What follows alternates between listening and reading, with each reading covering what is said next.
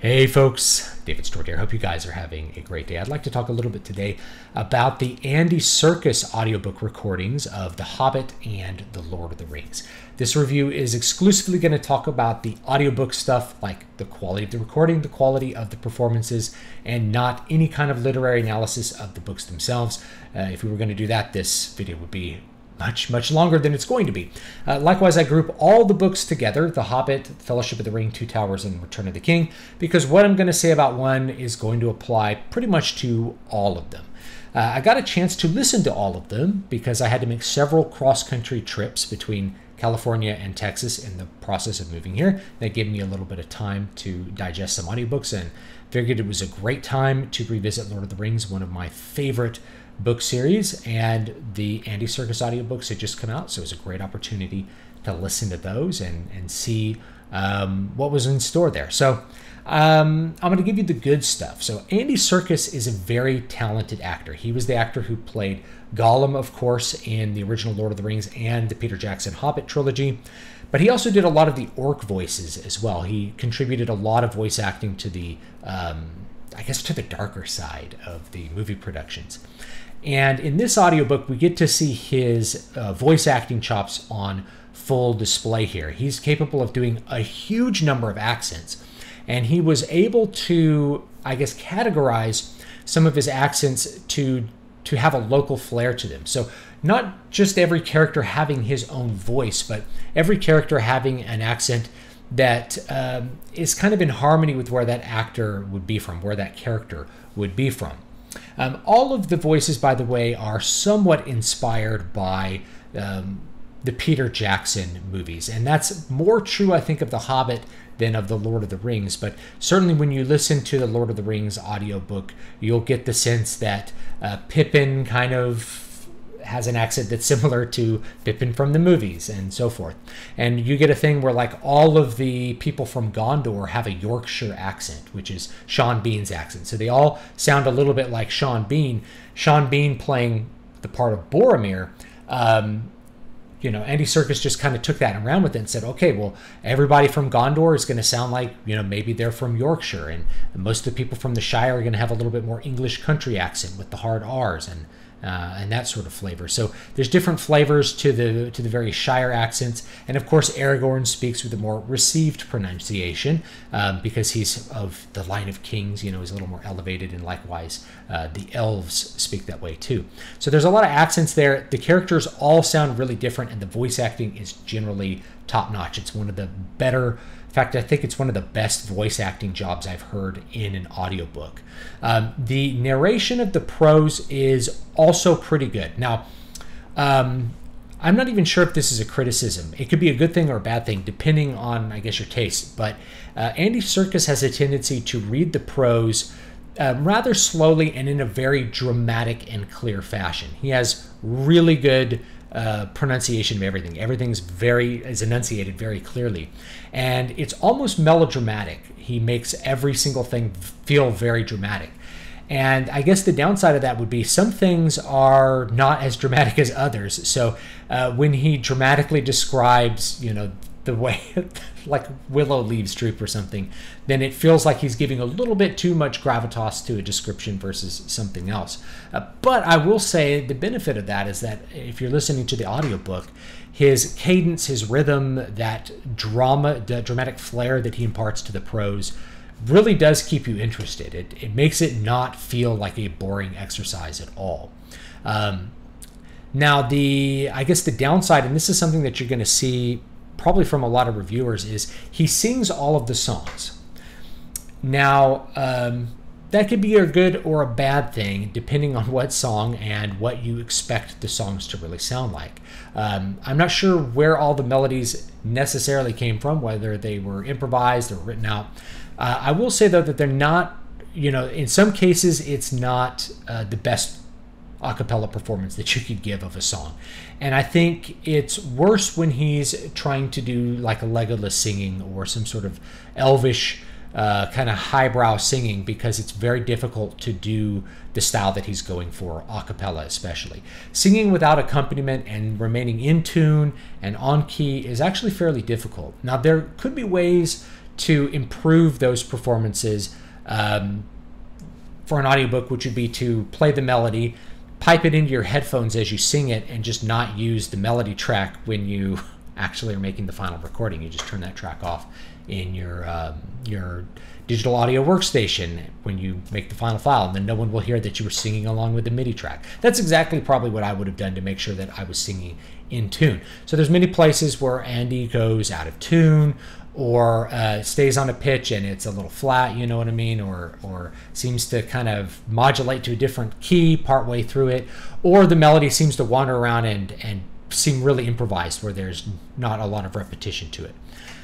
For me, when I perform these for my kids, because I've read the books to my kids, and they want me to always sing every single poem live, so I'll improvise a melody. Is it worse than what I do? Probably not. And that comes from me. I'm a trained musician who has been involved in improvisational music for, at this point, oh man, almost 30 years, at least 25 years, let's say. So I have a lot of experience improvising melodies, and I wouldn't expect Andy Serkis to have that same level of experience, yet he does generally an okay job. Some are better, some are worse. Generally, the more folksy the song is, the better it is. Likewise, the songs from The Hobbit are generally better done than the ones from Lord of the Rings. So that is going to be the big negative criticism that I have. And if you go look up the audiobook reviews, you'll probably see something similar. The characters are great, the songs are not as great. So maybe they should have had him just read them as a poem. Maybe they should have just had him, do simpler singing or something like that. I personally was not all that upset by them. Now, another one that I think I know for sure some people who listen to these audiobooks had a problem with is his portrayal of Tom Bombadil. And I'll just give you a little sample here. "Here's my pretty lady," he said, bowing to the hobbits. "Here's my Goldberry clothed all in silver green with flowers in her girdle. Is the table laden? I see yellow cream and honeycomb and white bread and butter. Milk, cheese, and green herbs and ripe berries gathered. Is that enough for us? Is the supper ready?" So Tom Bombadil always sounds like he's singing, and I got that impression from the book, and Andy really goes for it in this audiobook. But I think it's maybe too much. It's a little bit too out there for a lot of listeners. So if you listen to that sample and you're like, that's too much, that is a case why Peter Jackson should not have put Tom Bombadil in the Lord of the Rings movies. Then this could be that's not going to be really the audiobook for you, although Tom Bombadil is really only in like a chapter and a half of the book. It's a good example of what I'm talking about. It's way over the top. It's melodramatic. It's very dramatic, let's say. He really goes for the performance of Tom Bombadil, and he really goes for the performance of every single character. So some other things that I should mention, circling back to like his use of accents and his use of voice and voice acting kind of stuff, especially in The Hobbit is where I notice it, is that the characters all have an interpretive lens that's very similar to what Peter Jackson did in the Lord of the Rings movies. And Andy probably did this intentionally because he knows that a lot of people who are going to be buying this audiobook are buying it because his name's attached to it, and he was, of course, involved in the Peter Jackson movies. So the characters are all very inspired by what Peter Jackson did in the movies. And in The Hobbit, that's very noticeable to me because Jackson's interpretation of a lot of the characters was very different from how I imagine them and how they've been portrayed in other media. So especially when it comes to Bilbo's mannerisms, Bilbo in the audiobook now has a lot of the mannerisms and delivery style of Bilbo from the movies. Now, to me, Bilbo is closer to the Rankin Bass Bilbo, a more cheerful fellow, a fellow who's not so depressed and down or anxious. This interpretation of Bilbo is a little more anxious, a little bit more down to earth, let's say, than the kind of happy-go-lucky Rankin Bass. The Hobbit, if you are not familiar with that animation from the late 70s, I think 1978, it's definitely worth watching. But, that portrayal of Bilbo he's a little bit more happy-go-lucky kind of guy. And I like a lot of the interpretations there for that older one, the grumpy dwarves and things like that. In this case, the dwarves really have a variety of different kind of deliveries. So they feel very differentiated, which if you're reading The Hobbit is kind of a feat, because the dwarves, all 13 of them, very few of them get a large amount of characterization. It's all very brief. It's really like Bilbo and Thorin and Balin, and then like kind of the rest of the dwarves as a big group. So one of the things that happened in the Peter Jackson movie is they fleshed out all of those characters and really made them very different from each other. You kind of get that with the voices in The Hobbit. But the main thing you're going to get is a very serious delivery of Thorin, where he sounds very much like Thorin from the Peter Jackson movie. So if that is what you want, boom, that's what you're going to get with this audiobook review. Likewise, if you liked the interpretation of Bilbo from the movies, then you're going to like this one as well. So it does all of those things. And in general, I think if I was looking at all 4 books as kind of a set, I think, despite the fact that I don't necessarily agree with the way that he does the characters, I think his performance in The Hobbit is the best of the 4. It's really, it has a great flair. His dramatic presentation works well with Tolkien's prose style in The Hobbit, which is different from how it is in Lord of the Rings. And it just is a really good audiobook performance. The Lord of the Rings is a little bit more mixed, but generally I think it's very good. And the quality of it to me is very much in all the different accents and voices and the really high quality voice acting that Andy Serkis does. He really is a top-notch actor, and you can hear it. I will review, by the way, in another video, Christopher Lee's audiobook version of The Children of Húrin, because that is one that I think another voice actor could not have pulled off because of the stylistic way that Tolkien constructed the book, and Christopher Tolkien, of course, edited it. So the style of Children of Húrin would not have lent itself well to very many other voice actors besides someone with the gravitas of Christopher Lee. Likewise, I think The Hobbit really gels well with Andy Serkis's delivery and his personality. There's a depth to his voice. There's there's a dramatic deepness to it, the way that he delivers it. But with the more cheerful kind of storybook style of The Hobbit, I think it makes a really good mixture of elements. So in general, I think they're good. Are they going to be better than other audiobook versions? Like I said, it depends on what you really want out of it. If you want those really dramatic performances of characters, this is probably the best version I've heard. If you're wanting like high quality songs, this may not be the best version of that. And if you're wanting prose that moves along at a faster clip, and you're wanting a little bit more straightforward presentation of that prose, you might want to think about one of the other audiobook presentations. But in general, they get my thumbs up. I was thoroughly entertained for however many hours that it took to drive from Central California to East Texas, back to Central California, back to East Texas.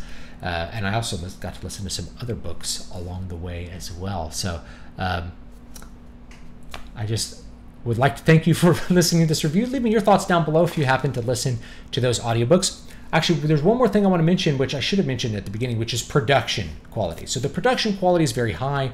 The miking is fairly close, so that gives a vocal sound that you tend to hear a lot of the kind of the sizzling fry elements of Andy Serkis's voice. It's not necessarily bad to use a close mic for voiceover work. You're going to hear the depth and the low fundamental of his voice more clearly. It makes his voice sound deeper than maybe if you were standing 5 feet away from him, because the fundamental would not be quite as pronounced as it is when you get close to the mic.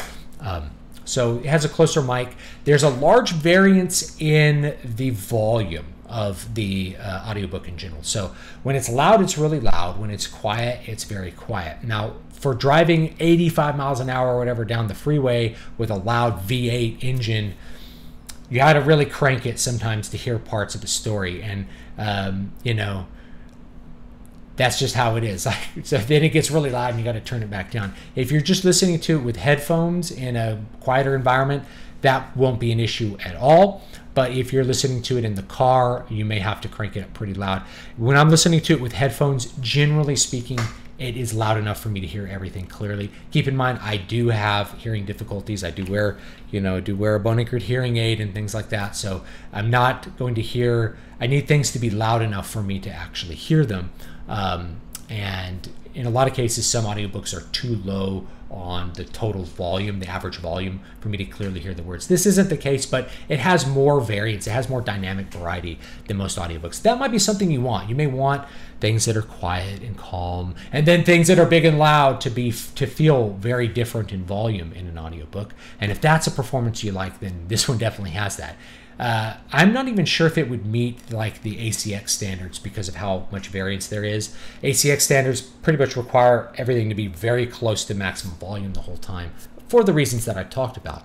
But this one, you know, because it came from a publisher and it's not going through ACX, the same standards may not have applied. High dynamic variance. Anyway, leave me your thoughts down below. I'll talk to you guys next time. I'm a big fan of Lord of the Rings, so it was great to hear just a little bit of a tie-in from the movies that kind of give a little bit of a different interpretation of the books than when I just have read it silently like I did 30 years ago or whatever. So anyway, guys, take it easy, and I will see you all next time.